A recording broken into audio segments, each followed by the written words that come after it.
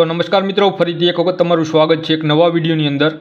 तो आजना विडियोनी अंदर जे खेडूतो माटे स्मार्टफोन सहाय योजना 2026 बहार पाडवामां आवी छे, तो एना ऑनलाइन फॉर्म कई रीते भरवा, कया कया डॉक्यूमेंट जोशे, केटली सहाय मळे छे, बधी माहिती आपणे आ विडियोनी अंदर लेवाना छीए। तो विडियो चालू करता पहला जे पण मित्रों चेनलनी अंदर नवा होय ए चेनलने सब्सक्राइब करी लीए, जेथी आवनारा विडियोनी तमाम नोटिफिकेशन तमने सौथी पहला मळी जाय।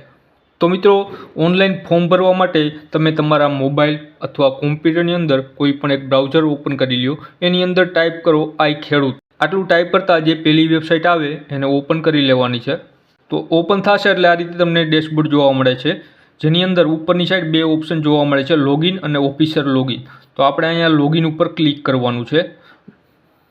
लॉगिन उपर क्लिक करशो एटले आ रीतनुं एक तमने लॉगिन पेज जोवा मळे छे, जेनी अंदर तमे जो अगाऊ आनी अंदर फॉर्म भरेलू होय तो तमारे अहींया लॉगिन करवानुं छे। अने जे सौ प्रथम वखत आव्या छे आ वेबसाइटनी अंदर, तो एने अहींया लाभार्थी नोंधणी माटे अहीं क्लिक करो एना उपर क्लिक करवानुं छे, एटले के पहेला पोतानुं रजिस्ट्रेशन करवानुं रहेशे।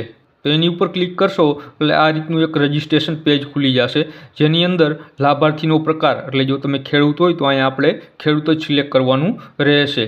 खेडूत सिलेक्ट करशो एटले तमारे तमारो मोबाइल नंबर लखवानो छे, त्यारबाद तमारो एक कोईपण आधार कार्ड नंबर लखवानो छे, त्यारबाद तमारे तमारो आधार नंबर लखवानो छे अने नीचे बे ऑप्शन आपेला छे बायोमेट्रिक अने ओटीपी।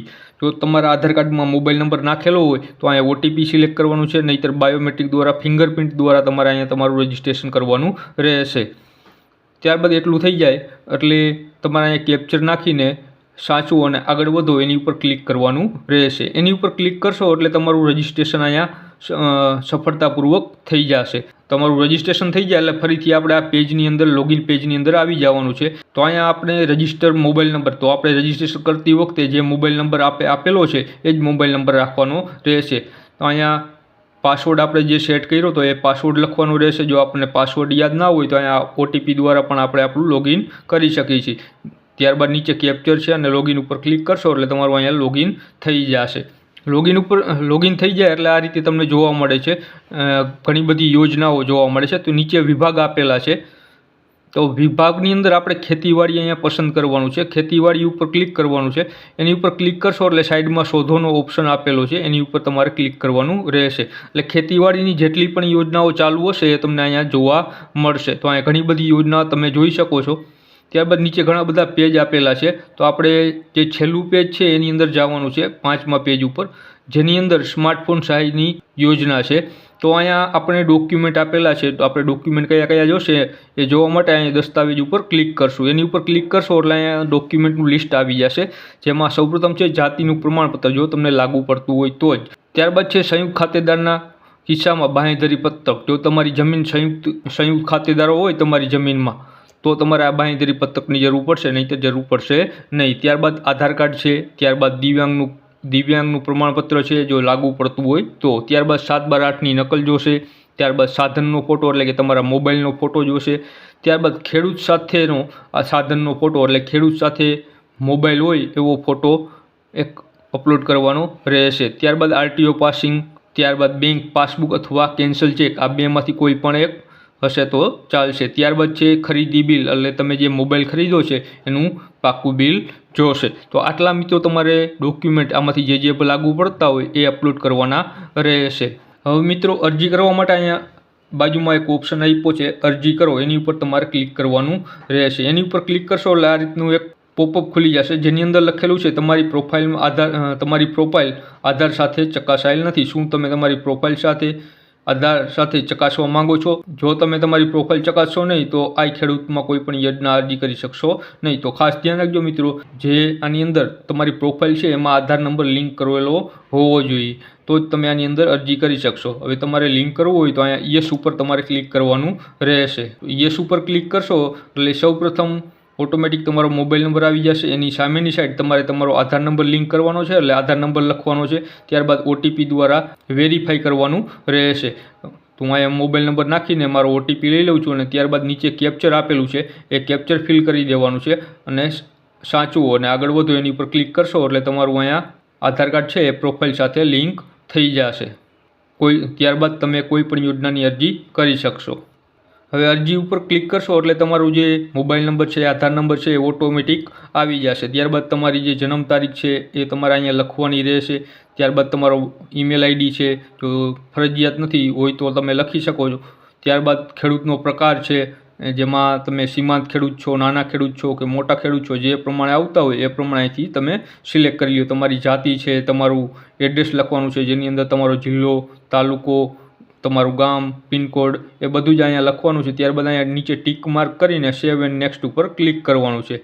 એની ઉપર ક્લિક કરશો એટલે અહીં તમે તમારો રેશન કાર્ડ નંબર અથવા ખેડૂત આઈડી હોય તો લખી શકો છો, નહીંતર ચાલશે. ત્યારબાદ નેક્સ્ટ ઉપર તમારે ક્લિક કરવાનું છે. નેક્સ્ટ ઉપર ક્લિક કરશો એટલે બેંકની ડિટેલ લખવાની છે, જેની અંદર સૌપ્રથમ તમારે તમારો IFSC કોડ લખવાનો છે. એટલું લખશો એટલે બેંકનું નામ છે, બેંકનો જિલ્લો છે, બેંકની શાખા છે એ ઓટોમેટિક આવી જશે. ત્યારબાદ તમારે 2 વખત અહીંયા તમારા બેંકના ખાતા નંબર લખવાના છે. ત્યારબાદ અરજદારનું બેંક પ્રમાણે નામ લખવાનું છે. ત્યારબાદ અરજદારનું બેંક પ્રમાણે સરનામું લખવાનું છે. એટલું લખાઈ ગયા બાદ સેવ એન્ડ નેક્સ્ટ ઉપર તમારે ક્લિક કરવાનું રહેશે. સેવ એન્ડ નેક્સ્ટ ઉપર ક્લિક કરશો એટલે તમારે તમારી જમીનની વિગત એડ કરવાની છે. મેં ઓલરેડી અહીંયા કરેલી છે તો અહીંયા બતાવે છે. તમારે એડ કરવી હોય તો અહીંયા એડ ઉપર ક્લિક કરશો એટલે અહીં સૌપ્રથમ જમીનનો રેકોર્ડ ધરાવું છું એ લખવાનું રહેશે. ત્યારબાદ જમીનનું નામ ફરજિયાત નથી, જો તમારે હોય તો લખી શકો છો. ત્યારબાદ તમારી જમીન છે એ કયા જિલ્લામાં આવેલી છે, ત્યારબાદ કયા તાલુકામાં આવેલી છે અને કયા ગામની અંદર આવેલી છે એ તમારે અહીંથી સિલેક્ટ કરવાનું રહેશે. ત્યારબાદ તમને તમારી જમીનનો ખાતા નંબર યાદ હોવો જોઈએ, એ ખાતા નંબર અહીંયા લખવાનો રહેશે. તો ખાતા નંબર લખશો એટલે ઓટોમેટિક તમારું ખાતેદારમાં જેટલા નામ હશે એ બધા અહીંયા બતાવશે. તો એ પ્રમાણે જે અરજદાર છે એનું નામ અહીંથી સિલેક્ટ કરી લેવાનું છે. ત્યારબાદ આ બોક્સની અંદર 7/12ની નકલ અને બાજુમાં 8A ની નકલ તમારે જોડવાની રહેશે. ત્યારબાદ નીચે સાચું ઉપર ક્લિક કરશો એટલે તમારું જે જમીન છે એ આની અંદર એડ થઈ જશે. ત્યારબાદ ફરીથી સેવ એન્ડ નેક્સ્ટ ઉપર ક્લિક કરવાનું રહેશે. ઉપર ક્લિક કરશો એટલે તમારે જે ડોક્યુમેન્ટ છે એ તમારે જોડવાના છે. તો અહીંયા એડ ઉપર ક્લિક કરશો એટલે જે પણ તમારે ડોક્યુમેન્ટની જરૂર છે, જે અગાઉ આપણે વાત કરી હતી એમ, એ બધા ડોક્યુમેન્ટ તમારે અહીંયા જોડવાના રહેશે. જેમ કે મારે 7/12/8ની નકલ જોડવાની છે તો 7/12/8 ઉપર ક્લિક કરીશ. તો 7/12/8 ઉપર ક્લિક કરીશ એટલે અહીંથી દસ્તાવેજ છે એ તમારે જે PDF ફાઇલની અંદર અપલોડ કરીને તમારે અહીંયા ડોક્યુમેન્ટ અપલોડ કરી દેવાના રહેશે. તો આ રીતે તમારે આધાર કાર્ડ છે એ બધું જ અપલોડ કરીને સબમિટ કરી દેવાનું છે. તો તમારી અરજી આ રીતે થઈ જશે. તો અરજી થઈ ગયા બાદ અહીંયા અરજીની અંદર જોશો તો તમે જેટલી પણ અરજી કરેલી હશે એ બધી જ અહીંયા તમને બતાવશે.